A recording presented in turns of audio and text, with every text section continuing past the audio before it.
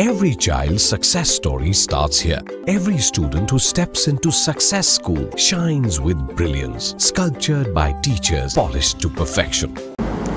अस्सलाम वालेकुम नाज़रीन, आइए नज़र डालते हैं देश और दुनिया के खबरनामे पर।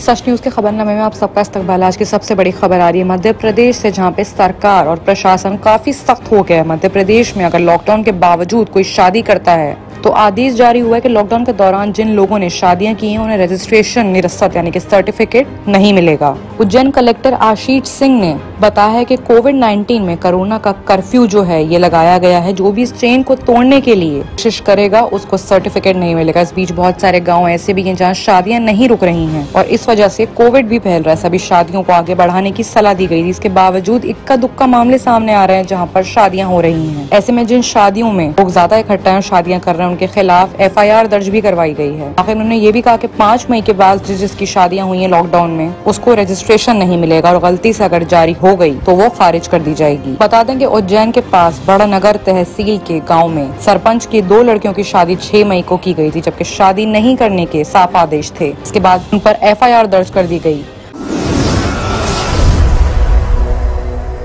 वहीं अगली बड़ी और हैरतअंगेज खबर आ रही है कन्नौज यानी कि यूपी के कन्नौज से, जहां पर एक शादी में 2 दूल्हे पहुंच गए। कल में बारात लेकर एक ही दुल्हन के घर 2 दूल्हे पहुंच गए। लोग हैरान हो गए। उसके बाद वहां पर हड़कंप मच गया। यूपी के कन्नौज में जहां एक गांव में एक दुल्हन की शादी थी, वहां पर 2 दूल्हे पहुंच गए। दरअसल ये वाकया ऐसे आया कि 2 दूल्हे शादी के मंडप तक लड़की से शादी करने के लिए पहुंच गए। उसमें से एक लड़की की अपनी पसंद थी, जबकि दूसरा दूल्हा उसके घर वालों ने उसके लिए चुना था। जब लड़की की पसंद का दूल्हा वहाँ पहुंचा तो लड़की ने माँ बाप के चुने हुए दूल्हे से शादी करने के लिए साफ इनकार कर दिया। इससे पहले वहाँ का माहौल और खराब होता, कुछ लोगों ने पुलिस को इसकी इत्तला कर दी पर पुलिस ने लड़की और उसके चुने हुए दूल्हे दोनों को हिरासत में ले लिया। इसके बाद दोनों सुलह हो गई, बातचीत होने लगी। बता दें कि लड़की के चुने हुए दूल्हे की भी 23 जून को ही शादी तय हो गई थी, लेकिन बारात लेकर जब वो लड़की के घर पे पहुंचा तो उसके बाद वहाँ पर अलग ही तमाशे हो गए। ऐसे में जो दूल्हा माँ बाप ने उस लड़की के लिए चुना था उसका तमाम सामान वापस कर दिया गया है। दूल्हे ने जो एक बाइक ली थी वो भी उसने लड़की वालों को वापस कर दी है। फिर आखिर उस लड़की की शादी उसके चुने हुए दूल्हे के साथ पुलिस की मौजूदगी में करा दी गई है। लेकिन कहानी यहाँ खत्म नहीं होती। इस बीच लड़की के माँ बाप ने जो लड़का लड़की के लिए चुना था वो काफी मायूस था। इसके बाद गाँव में ही एक परिवार सामने आया और उसने अपनी बेटी की शादी का प्रस्ताव उस दूल्हे के सामने रख दिया, जिसके बाद वो दूल्हा जिसकी शादी रुक गई थी वो भी तुरंत राजी हो गया। ऐसे में रात में ही दोनों दूल्हों की शादी हो गई। किस्मत के इस खेल का वाकया आ रहा है उत्तर प्रदेश के कन्नौज से।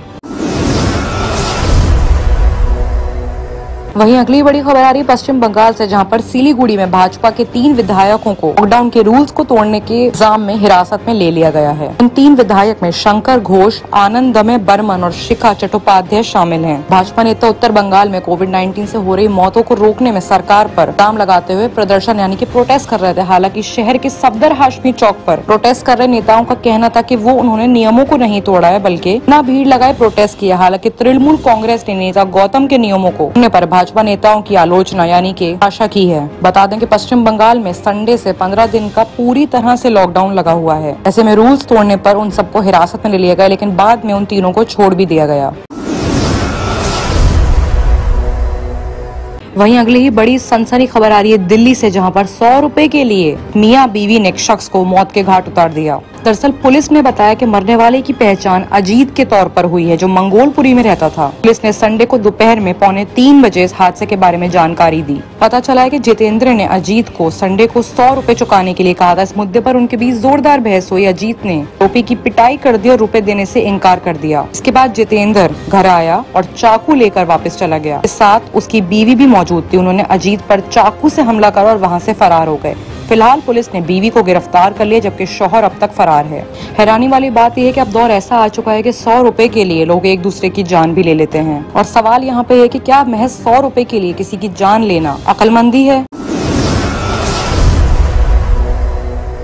वहीं अगली बड़ी खबर आ रही है कर्नाटक और केरल से, जहां पर तबाही मचाते हुए तूफान काफी तेजी से बढ़ रहा है। वहीं महाराष्ट्र और गुजरात को हाई अलर्ट पर कर दिया गया है। सुनने में आ रहा है कि गुजरात तक ये तूफान 18 मई की सुबह तक पहुंच सकता है। वहीं 150 से 160 किलोमीटर घंटे के हिसाब से हवाएं भी चल सकती हैं और बारिश भी हो सकती है। अरब सागर से आया समुद्री तूफान ताउते केरल, कर्नाटक और गोवा के इलाकों में भारी तबाही मचाते हुए मुसलसल आगे बढ़ रहा है। इसको देखते हुए गुजरात, महाराष्ट्र को हाई अलर्ट पर कर दिया गया है। इस बीच बंदरगाह, जहाजरानी, जलमार्ग मंत्री मनसुख मांडविया ने संडे को देश के पश्चिमी तट वाले इलाकों को तैयारियों के लिए कह दिया है। गृह मंत्री अमित शाह ने गुजरात, महाराष्ट्र और केंद्र शासित के 2 प्रदेशों में संडे को चौकन्ना रहने को कहा गया है। वहीं तैयारियां भी शुरू हो गई हैं। इस बात पर जोर दिया गया है कि क्षेत्रों में जितने भी हॉस्पिटल्स हैं, खासकर कोविड-19 के अस्पताल जहां पर हैं, उनको सुरक्षित किया जाए।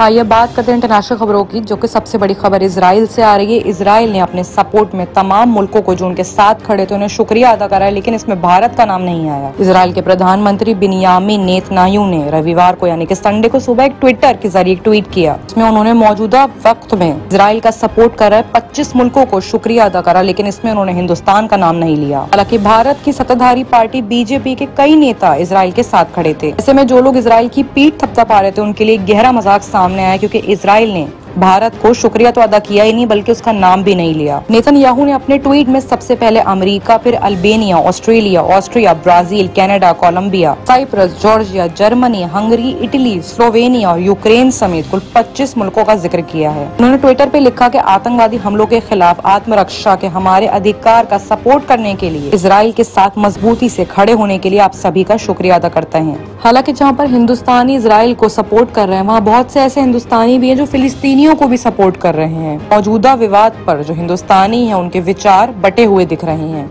वहीं जहां पर अमेरिका ने इजराइल को निशाना साध के कहा था कि उनके लोगों को वहां पे कुछ नहीं होना चाहिए, इंटरनेशनल दफ्तरों को वहां पर कुछ नहीं होना चाहिए। में इजराइल के गजा संघर्ष पे नेतन्याहू ने मीडिया के दफ्तरों वाली बिल्डिंग का जो निशाने वाली बात है उसको सही ठहराया है। अमेरिकी समाचार चैनल CBS के जरिए इंटरव्यू में कहा है कि फिलिस्तीनी आतंकी संगठन का खुफिया दफ्तर था। इजरायली लोगों पर आतंकी हमलों को योजना यानी कि प्रोग्राम्स बनाया करते थे और अंजाम देते थे, इसलिए हमारा निशाना पूरी तरह से ठीक था। उन्होंने ये भी कहा कि इस बिल्डिंग में अल जजीरा और एसोसिएटेड प्रेस जैसे मीडिया संगठनों के दफ्तर थे। इजरायली सेना ने हमले से पहले इस इमारत को खाली करने के लिए 1 घंटे का समय दिया था, ताकि बिल्डिंग के मालिक हमास ने उसके बंदित होने को पूरी तरह से खारिज कर दिया है। वही नेतन्याहू का ये भी कहना है कि हमास के खिलाफ हमारा प्रोग्राम जल्द खत्म नहीं होगा। अल जजीरा जो कि बहुत बड़ा चैनल है, उसने कहा है कि इजरायली जर्नलिस्ट को गजा में उनकी ड्यूटी करने से रोका जा रहा है। सैटरडे को इजराइल ने गजा में एक बहुमंजिला इमारत को जिस तरह से हवाई हमले में ढेर कर दिया, काफी सारे मीडिया चैनल्स के दफ्तर हुआ करते थे। ऐसे में एक चैनल एजेंसी दी एसोसिएटेड प्रेस ने लिखा भी है कि उन्होंने इजरायली सेना को कॉल करके इस हमले को रोकने की गुजारिश भी की थी, लेकिन इजरायली सेना ने उनकी एक बात नहीं सुनी। वहीं अगली बड़ी खबर आ रही है इसी से जुड़ी हुई कश्मीर से, जहां पर फलस्तीनियों के सपोर्ट में प्रोटेस्ट कर रहे 21 कश्मीरी गिरफ्तार हो चुके हैं। जम्मू कश्मीर पुलिस ने कश्मीर में फलस्तीनियों के सपोर्ट में प्रोटेस्ट कर रहे 21 लोगों को गिरफ्तार कर लिया है। ऐसे में जो लोग गिरफ्तार हुए उनमें से एक की मां मोहम्मद इरफान की मां गुलशन बताती हैं कि रात के करीब 1 बजे उस वालों ने दरवाजा खटखटाया और अंदर आ गए। वो मेरे बेटे इरफान को खोज रहे थे। उन्हें मेरा बेटा इरफान नहीं मिला तो वो मेरे छोटे बेटे को लेकर चले गए। उन्होंने हमसे कहा कि अगले दिन हमें इरफान को लेकर थाने पहुंचना होगा, वरना वो मेरे छोटे बेटे सोहेल को रिहा नहीं करेंगे। दरअसल इरफान ने जुमे को श्रीनगर में फलस्तीनियों के सपोर्ट में एक प्रोटेस्ट में हिस्सा लिया था। ऐसे में गुलशन यानी कि उनकी मां कहती है इस प्रोटेस्ट में कश्मीर के बारे में तो नहीं था, ये तो फलस्तीनियों के लिए था, फिर इसमें गलत क्या है। वो कहती हैं कि उन्होंने मेरे बेटे को बंद कर दिया और हम नहीं जानते कि उसे कब रिहा किया जाएगा। बाकी की तमाम खबरों के लिए देखते रहिए सच न्यूज।